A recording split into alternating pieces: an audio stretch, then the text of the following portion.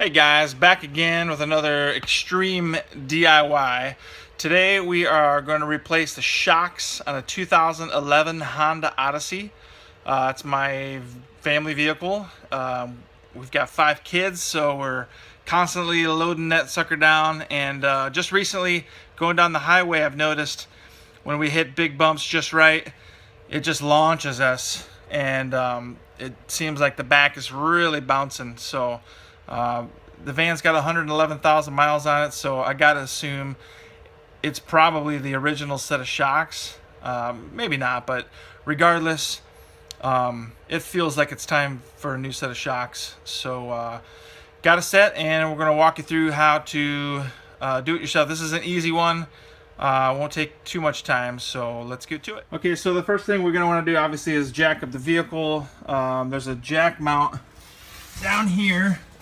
See if I can get to it here. Yeah, that's a decent shot. Right about there. That's your rear jack mount.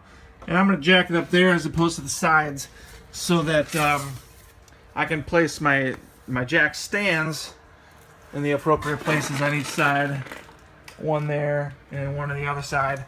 And I'm going to, that way I don't have to jack up both sides. Also, real important, guys, don't forget to put blocks behind your tire so you know, you don't die. Alright, so we got wheel blocks behind both sides of that tire. It's going to have a tendency to go forward, obviously. But I just do both sides. Why not? And we got the jack stands placed. That's where you're going to want them. Centered on that guy. Both sides. Tires are clear. And we're going to go ahead and release the jack. Okay, now we remove the tires. Just give it a good kick. This should just fall right off. Just kidding. You got to actually remove the lug nuts. Okay, once you're in here, one thing I always like to do is just give everything a nice visual inspection. You know, sometimes you'll find broken linkage. You know, your gas shocks will be leaking oil. You know, cracked springs, dead mice, just all kinds of fun stuff you'll find in here. And if anything jumps out at you and you think it needs replaced, look for another one of my videos. Okay. Okay, everything looks good. So the first step is to remove these 2 nuts. These are 14 millimeter right there. Just remove the nuts and leave the shock on the stud for now. Okay, the next thing we're going to do is remove this nut down here. This is 17 millimeter. And as you see, I just placed my jack underneath here and just snug it up. Don't jack it up at all. Just in case when we pry this shock off, you know, if there's any coil in the spring, just keep you safe so it doesn't hurt you. Okay, I'm going to do a quick test. This is a new shock. This is the old one I just took off. I'm going to compress them both and watch how much faster the new one comes back up.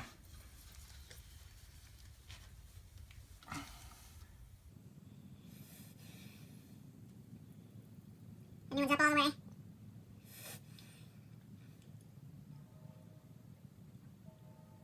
Still going. Still going. Still going. And it's up all the way. So hopefully that means a better ride. All right, I got the new one on, but a couple notes on removing the old one. I found it easier to actually remove this first, because this comes off real easy. This bottom one, that bolt's so long, there, yeah, there, that it's just a bad angle. You can't pound that out with the top still being attached. So I removed this, and then I compressed the shock down as far as it'll go. And it was all the way down to about here, which gives it a little more room to come in this way. And then, you know, you're going to have to pound it out a little bit. I just used a long flathead screwdriver and a hammer. This hammer right here, thank you, Daddy. That's where it's at right there. But that's how I removed the old one.